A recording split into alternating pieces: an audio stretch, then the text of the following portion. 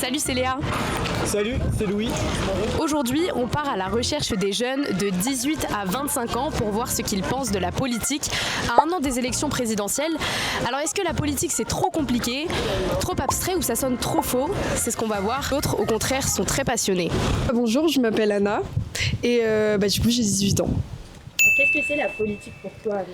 La politique, c'est essentiel déjà, parce que surtout dans cette période-là de notre vie, c'est qu'on entre dans l'âge adulte. Je pense qu'on devrait tous s'y intéresser. Ce qui est intéressant de voir, c'est qu'il y a beaucoup de jeunes qui ne se sentent pas légitimes de parler de politique, de par leurs connaissances, qui ont aussi peur d'exprimer leur opinion dans un climat qui est de plus en plus tendu et polarisé. Donc on va voir un petit peu ce qui se passe par rapport à ça. La politique, c'est un truc très mal amené en France, c'est hyper complexe à comprendre et c'est pas très ludique, c'est pas assez compréhensible. Je trouve que ça paraît pas forcément toujours accessible. Je pense un peu comme beaucoup de jeunes, on se sent pas forcément légitime au fait de s'engager, de porter une voix, de porter des combats. On se sent toujours un peu gêné d'être dans des actions comme ça. Et moi, c'était quand même assez mon cas. C'est bon, on peut y aller. Bonjour, je suis Gomorrhe Castagne, j'ai 19 ans. Je suis étudiant à l'Institut d'études politiques de Lille et en parallèle, je suis conseiller municipal dans le 92 et collaborateur parlementaire. J'ai le sentiment que dans la population française en général, les jeunes se rentrent moins dans des partis politiques, dans des instances politiques. Puisque déjà il faut beaucoup de temps à consacrer pour tracter, militer, coller, faire des plateaux TV, des interviews, etc. Donc pour moi il y a une baisse d'activité politique chez les jeunes, mais ça ne veut pas dire pour autant que les jeunes sont dépolitisés, au contraire. S'engager en politique, c'est un devoir qu'on a tous. Mais oui, j'irais probablement afficher, probablement distribuer des flyers, quelque chose comme ça. Moi, c'est à partir du moment où je colle, je tracte, je diffuse. Ce sont les trois mots d'ordre pour lesquels moi je me considère que je m'engage. On n'est pas engagé dans un parti politique, mais on veut créer un parti politique. Ouais, Faire voter les gens qui votent pas. Voilà, et juste rappeler aux gens qu'on n'est pas obligé d'être dans les extrêmes pour exister. Pour ma génération, s'engager en politique, c'est aller assister à des réunions de section le soir où on est tous là autour de la table. D'accord. C'est vrai qu'aujourd'hui, avec les nouvelles formes de communication, pour des jeunes ou d'ailleurs des moins jeunes, s'engager, ça peut simplement effectivement télécharger une application, participer à distance à des réunions, engagement associatif par exemple, dans des ONG, sur des thématiques particulières, puis aussi des formes d'engagement que moi j'appelle des engagements un peu zapping, c'est-à-dire qu'on constate que pendant quelques semaines ou quelques mois, l'école va se passionner pour les questions liées au réchauffement climatique, puis va se passionner pour les questions liées à ce qui s'est passé avec Gaza et Israël. Vous voyez, donc avec beaucoup de mobilisation, puis ensuite ça redescend et on passe à autre chose. Selon une étude réalisée par l'INJEP, l'Institut national de la jeunesse et de l'éducation populaire, début 2024, la principale forme de participation à la vie citoyenne et politique au cours des 12 derniers mois reste la signature d'une pétition ou la défense d'une cause en ligne. Chez les 18-24 ans, ils sont 45% à s'engager de cette façon notamment. Aujourd'hui, les réseaux sociaux, c'est vraiment pour moi l'outil phare de médiatisation politique, entre guillemets. Voilà, en fait, c'est une espèce de mixte entre des pratiques anciennes renouvelées, réunions chez les habitants, porte-à-porte, etc., mais avec les outils du numérique, parce que maintenant on fait du porte-à-porte en sachant à l'avance si les gens chez qui on va, ils ont voté ou pas. Oui, donc c'est la modernité, et en même temps la tradition, on va au contact direct. Et selon France Volontaire, la plateforme qui promeut et coordonne les différentes actions internationales, 22% des 15-30 ans ont participé à une grève ou à une manifestation en 2025. Et on a remarqué quelque chose, au fil des jeunes qu'on a abordés, c'est-à-dire une vingtaine entre 18 et 25 ans, lorsqu'on posait la question « Quels sont pour toi les thèmes clés à aborder à un an des élections présidentielles ?» Les thèmes qui revenaient le plus souvent étaient l'écologie.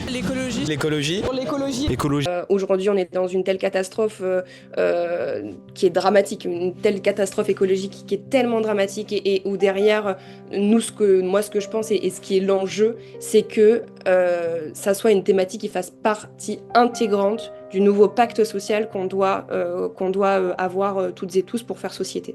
Vous avez le réchauffement climatique, et là le problème du réchauffement climatique, c'est que on ne peut plus le traiter, on ne peut que l'accompagner, avec toutes les conséquences que ça peut avoir sur la qualité de vie, et sur l'empêchement de vivre sa vie, c'est-à-dire le fait qu'on puisse peut-être plus prendre l'avion demain, ou moins prendre l'avion demain, parce qu'aller à l'autre bout du monde, une restriction du monde en quelque sorte. Ce qu'on a aussi beaucoup remarqué chez ces jeunes, c'est ce qu'on appelle la politico-anxiété.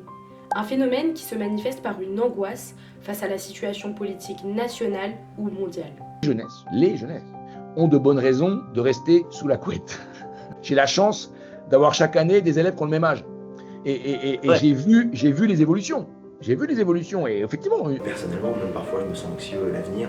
Ce qui va se passer en 2027, ce qui va se passer en 2032, en France, en Europe ou dans le monde. Sur une échelle de 1 à 10, tu situes à combien ton optimisme pour l'avenir? Je dirais 5. Ni trop positif, ni trop négatif, parce qu'on ne sait jamais de quoi demain est fait, et surtout que c'est à nous que ça appartient, les décisions, on va dire ça, à nous, la nouvelle génération qui allons voter dans 1 an. 6, parce que je suis un petit peu optimiste, mais en même temps, je trouve que le climat actuel est quand même assez inquiétant avec la montée des extrêmes. Quelque critique que puisse être la situation et les circonstances où vous vous trouvez, ne désespérez de rien. C'est dans les occasions où tout est à craindre qu'il faut ne rien craindre. C'est lorsqu'on est environné de tous les dangers qu'il faut en redouter aucun. C'est lorsqu'on est sans aucune ressource qu'il faut compter sur toutes. C'est lorsqu'on est surpris qu'il faut surprendre l'ennemi lui-même. Donc voilà. Très peu d'optimisme, mais ça arrivera quand ça arrivera. Mais cependant, les jeunes ne se découragent pas pour autant. Début 2026, Laurent Lardeux, sociologue à l'Institut national de la jeunesse et de l'éducation populaire, est interrogé par Le Monde dans un article portant sur les nouvelles formes d'engagement des jeunes. Il affirme un ressenti d'injustice ou un sentiment d'éco-anxiété face aux canicules ou aux méga-feux par exemple, crée un besoin de traduire un mal-être individuel en action collective. C'est là où s'engager fait du bien. Ça fait du bien et on se dit ok, je fais. C'est quoi votre optimisme pour l'avenir politique et même international en fait? 10 parce que sinon si on n'a pas d'espoir, ça sert à rien de se lever le matin. Je pense que si on n'avait pas d'espoir, je sais pas, on serait pendu. En mai 2025, une tribune publiée dans Le Monde, en collaboration avec les économistes Yann Algan et Eugénie Delobier, avance le propos suivant. Entre 2002 et 2023, la part des jeunes qui ne se reconnaissent dans aucun parti politique et qui ne votent pas passe en moyenne de 40% à 58%. Lors des élections présidentielles et législatives de 2022, 24% des 18-29 ans se sont abstenus, contre environ 9% des 60-70 ans, selon l'enquête participation de l'INSEE. Qu'en pensent les jeunes que l'on va interroger? Est-ce que l'abstention, pour toi, c'est une option? Ouais, un peu. C'est pas assez pris en compte dans la politique actuelle, mais du coup, ça devrait être plus mis en valeur pour que justement ça devienne une option prise en compte vraiment. Est-ce que pour toi, l'abstention du vote, c'est une option ou pas du tout? Moi, je pense pas. Tout ce qui sera mis en place par le futur nous impactera d'une manière ou d'une autre. Et on peut pas ensuite se plaindre ou quelque chose comme ça si on a rien fait pour que ça aille dans notre sens. Je combats l'abstention en tout cas puisque j'entends beaucoup de personnes, surtout des jeunes, qui me disent les politiques ne nous écoutent pas, on a beau parler, on a beau voter, mais pour moi le vote c'est la première arme politique. Pour beaucoup d'électeurs, mais notamment les jeunes, la politique a cessé d'enchanter le monde. C'est-à-dire qu'en fait, ils croient de moins en moins, vous voyez, à cette capacité de la politique, il y a une méfiance en fait par rapport à la parole politique. On est à l'âge de la fainéantise démocratique. Voilà, c'est la fin de notre enquête. On voit qu'à 1 an des prochaines élections présidentielles, l'avenir reste très incertain pour ces jeunes qu'on a rencontrés. Cependant, beaucoup n'ont pas envie de rester sous la couette. On vous propose de rester à l'affût. Ouais, c'est bon. Analyze, criticize, categorize. Can we find energy?